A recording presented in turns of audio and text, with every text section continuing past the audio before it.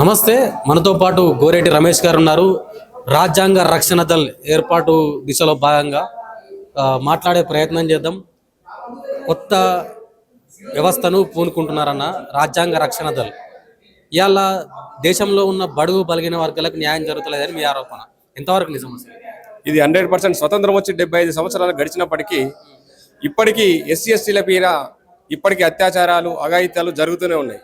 ఇప్పటికీ నిన్నాక మన lockup death దళిత కూడా కనీసం రాజ్యాంగం వైపు నిలబడి వాళ్ళకి రక్షణ కల్పించాల్సినటువంటి బాధ్యత వహించాల్సినటువంటి ప్రభుత్వాలే ఈ రోజు వాళ్ళని పట్టించుకోకుండా నడి రోడ్డు మీద వేస్తున్నటువంటి సందర్భంలో ఖచ్చితంగా ఈ భారతదేశంలో ఉన్నటువంటి అదేవిధంగా తెలంగాణలో ఉన్నటువంటి ప్రతి పౌరునికి భారత రాజ్యాంగ ఔన్నత్యాన్ని దాని గొప్పదనాన్ని డాక్టర్ బాబాసాహెబ్ అంబేద్కర్ కల్పించినటువంటి చట్టాలను ప్రజలకు అవగాహన కల్పించడం కోసం మా రాజ్యాంగ రక్షణ దళ్ గ్రౌండ్ లెవెల్లో నిర్మాణం చేస్తుందని బలంగా నమ్ముతూ ఈ రోజు ఆ సంఘాన్ని ఆవిర్భావం చేయడం జరిగింది. రాజ్యాంగం మీద అవగాహన లేకనే ఇటువంటి దారుణాలు జరుగుతున్నాయని అనుకుంటారా? 100%. ప్రపంచ దేశాల్లో మిగతా దేశాల్లో చూసుకుంటే చదువుకున్నటువంటి పాఠ్యపుస్తకాల్లో ఆ దేశంలో ఉన్నటువంటి చట్టాలను పొందుపరిచి ఆ దేశంలో ఉన్న చట్టాల మీద అవగాహన కల్పిస్తారు. చదువుకునే పిల్లలు కూడా అక్కడ అవగాహన ఉంటుంది. కానీ మన భారతదేశంలో ఎస్పెషల్ మన తెలంగాణ లాంటి ప్రాంతంలో పిహెచ్డి చేసిన వాళ్ళు కూడా కనీసం భారత రాజ్యాంగం పట్ల అవగాహన ఉండదు. కాబట్టి భారత రాజ్యాంగం పట్ల అవగాహన కల్పిస్తూ భారత ప్రజల్ని చైతన్యం చేస్తూ ఆ ప్రజా సమస్యలు ఏవైతున్నాయో ప్రజల చేతనే పరిష్కరించుకునే విధంగా మా పోరాటం ఉందని చెప్తూ ఈ భారత రక్షణ దళలో మేము భాగస్వామి అయి ముందుకు పోవాలనుకుంటాం. కేంద్ర రాష్ట్ర ప్రభుత్వాలు రాజ్యాంగం మీద ప్రజలకు ఎందుకు అవగాహన తీసుకురావట్లేదు అంటారు? భారత ప్రజలకు కానీ తెలంగాణ కానీ ఎస్పెషల్లీ మిగతా ప్రజలందరికీ భారత రాజ్యాంగం పట్ల అవగాహన కనుక పెరిగితే ప్రభుత్వాల మీద తిరుగుబాటు చేస్తారు. కాబట్టి ప్రభుత్వాలు ఎంతసేపు ప్రజల్ని అనగదొక్క ప్రయత్నంగానే చూస్తాయి. అదేవిధంగా ఇప్పుడు ఉన్నటువంటి ప్రజలు చైతన్యం కాకుండా ఇలా గ్రామీణ ప్రాంతాల్లో ఉన్నటువంటి యువత కూడా ఇలా గంజాయి అలవాటు చేస్తున్నటువంటి ఈ సందర్భంలో ప్రజలు తిరుగుబాటు చేయకుండా ఎప్పటికప్పుడు ప్రభుత్వాలు అప్రమత్తం అవుతూ ఉంటాయి. కాబట్టి ఈ ప్రజలు అప్రమత్తం కాకుండా ప్రభుత్వాలు చేస్తే ప్రజల్ని చైతన్యం చేయడమే మా లక్ష్యంగా మేము పెట్టుకొని రాజ్యాంగ రక్షణ దళ ద్వారా ఈరోజు సమాజంలోకి వెళ్తా ఉన్నాం. ఎందుకంటే బడుగు బలహీన వర్గాల మీదనే ఈ కేంద్ర ప్రభుత్వాలైనా టార్గెట్ ఎందుకు చేసుకున్నారు అనుకోవచ్చు? కింది స్థాయి ఎవరైతే అనగదొక్కబడి అణచివేయబడుతుంటారో వాళ్ళ మీదనే టార్గెట్ చేస్తాయి ప్రభుత్వాలు. ఎందుకంటే వీళ్ళు తిరుగుబాటు చేయలేరు, వీళ్ళకు గొంతుక ఉండదు, వీళ్ళ వైపు ఎవరు నిలబడే న్యాయం కోసం కొట్లాడాడు. కాబట్టి ఖచ్చితంగా వీళ్ళని అణచివేయాలని చూస్తే ఈ ప్రభుత్వాలు. కాబట్టి ఈ కింది స్థాయిలో ఉన్నటువంటి ఈ ప్రజలకు హక్కుల గొంతుకగా మేము అండగా ఉండాలని తెలియజేయడం కోసమే ఈ సంఘంలో భాగస్వామ్యం పనిచేస్తా ఉన్నాం. ఏం చెప్తారన్న ఫైనల్ గా? అంటే ఈ రాజ్యాంగ రక్షణ దళ గురించి మీరు ఏ గొంతుగా నిలబడతారు? ఏదైనా పాట పాడగలుగుతారు? ఖచ్చితంగా భారత రాజ్యాంగానికి లోబడి పనిచేసినటువంటి ప్రభుత్వాలే ఈరోజు సుప్రీంకోర్టు హైకోర్టును ధిక్కరించే విధంగా ఈరోజు ప్రభుత్వాలు పరిపాలిస్తూ ఉన్నాయి.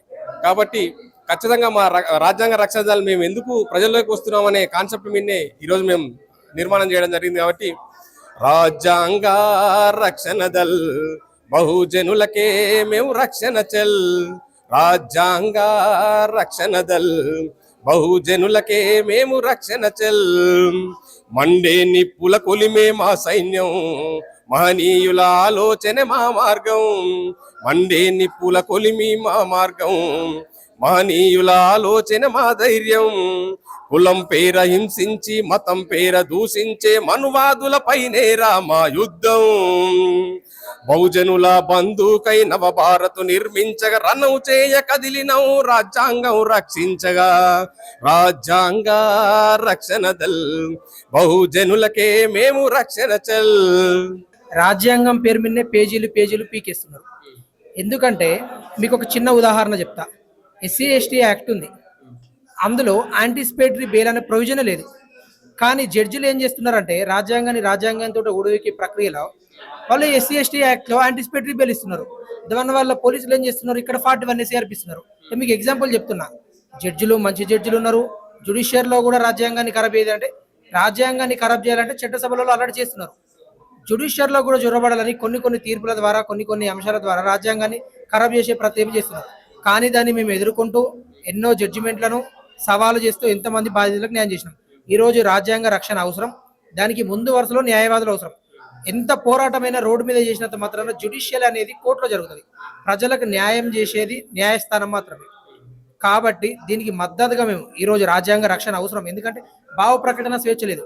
ఎంతో మంది యువకులు న్యాయవాదుల మీద ఊపా కేసులు, ఎన్ఐఏ కేసులు, ప్రభుత్వాన్ని ప్రశ్నించిన జర్నలిస్టులను అరెస్ట్ చేసి ఇంకా బెయిల్ రాకుండా చేస్తున్నారు. రాజ్యాంగ రక్షణ ఎందుకు? ఇప్పుడు ఉమర్ ఖాలిద్ బెయిల్ ఏమైంది? 5 సంవత్సరాల నుంచి ఒక అండర్ ట్రయల్ ప్రిజనర్ గా ఉన్నటువంటి అని ఎవరు పట్టించుకుంటలేరు. ఎంతో మంది న్యాయవాదులను ప్రశ్నించారని చెప్పి ఎన్ఐఏ కేసులు పెట్టారు. మా సీనియర్ డి సురేష్ కుమార్ మీద ఎన్ఐఏ రైడ్ చేస్తే హానరబుల్ హైకోర్టు స్టే ఇచ్చి న్యాయవాదుల ఇంటికి మీరు ఎట్లా పోతారు, రాజ్యాంగాన్ని మేము కాపాడతామని చెప్పి గౌరవ ఉన్నత న్యాయస్థానం మాకు అండగా ఉంది. ఇలాంటి విషయంలో రాజ్యాంగ రక్షణ అవసరం కాబట్టి రాజ్యాంగ రక్షణ చేస్తున్న దేనికైతుందో మా సంపూర్ణమైన మద్దతు ఇస్తాం మేము. అంటే దేశంలో రాజకీయ అంటే రాజ్యాంగ పరిరక్షణ ద్వారా చాలా మందికి సమాన అవకాశాలు ఉన్నాయి. ఇలా మనం చూడొచ్చు కులాంతర వివాహాల మీద దాడులు, మతాంతర వివాహాల మీద దాడులు ఎందుకు జరుగుతున్నాయి అన్నట్టు. మరి దీనికి దురహంకారము ఒకటి అయితే, ఎవరైతే ఉన్నతాధికారులు ఉన్నారో ఈ కింది వర్గాల నుంచి పోలీసులు కానీ ఆర్డీఓలు కానీ వెళ్ళినా వాళ్ళకి ఏదో లూప్ లైన్ పొజిషన్ వేయడం, వీళ్ళు కూడా ఆ స్థాయికి వెళ్ళిన తర్వాత వాళ్ళ జాతిని మర్చిపోవడం వల్ల జరగవలసిన న్యాయం జరుగుతలేదు. ఇప్పుడు ఒక కులాంతర హత్య జరిగింది.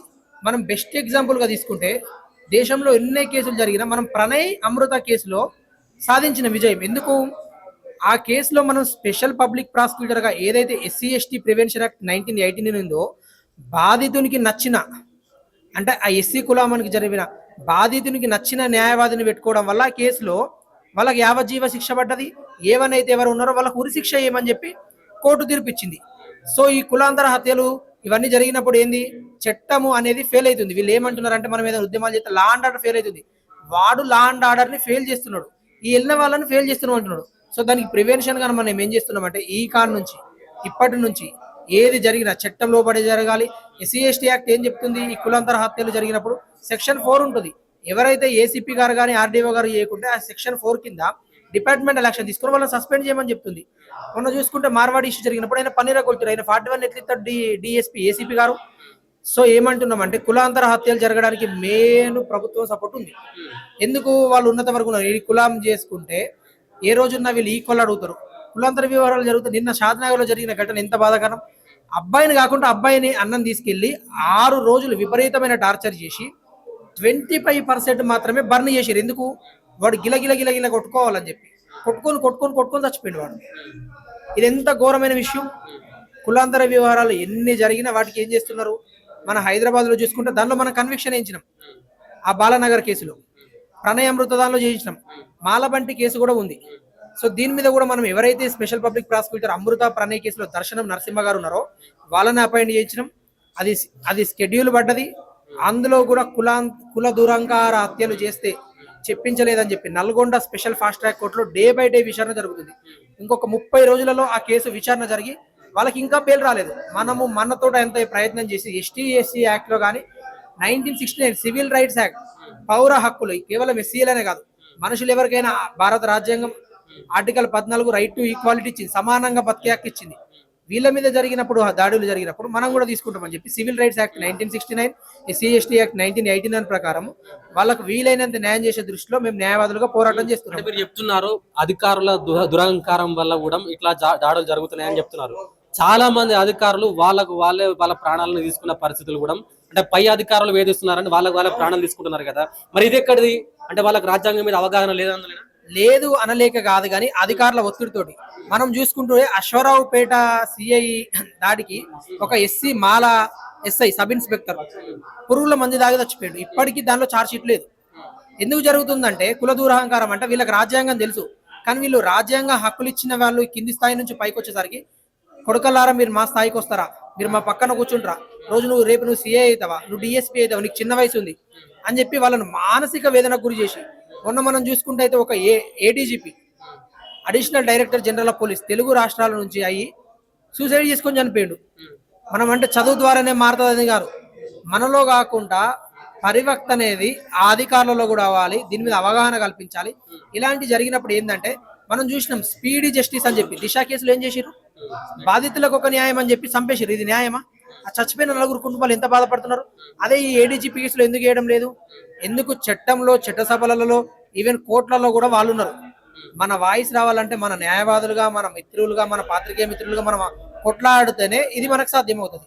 అంటే ఇంత జరుగుతున్నా కూడా కేంద్ర రాష్ట్ర ప్రభుత్వాలు ప్రజలలో ఎందుకు రాజ్యాంగం మీద అవగాహన పెంచలేకపోతున్నాయి? రాజ్యాంగం అనేది ఎప్పుడైతే ప్రజలకు తెలుస్తుందో తను ప్రశ్నిస్తాడు. ప్రశ్నించడం రోజు వాళ్ళ పతనం మొదలవుతుంది. ఎందుకంటే ఒక మనిషి క్వశ్చన్ చేసిండంటే అవన్నీ లేకుండా చేయాలని కేంద్ర రాష్ట్ర ప్రభుత్వాలు చూస్తున్నాయి. రాజ్యాంగం ఏం చెప్తుంది, నేను నీకు సమానం అని చెప్పి నీ ముందు నువ్వు కూర్చుంటే నువ్వు నా ముందు కూర్చుంటావా? ఈవెన్ మీడియా మిత్రుల మీద కూడా ప్రశ్నించినందుకు ఎన్నో కేసులు పెడుతున్నారు.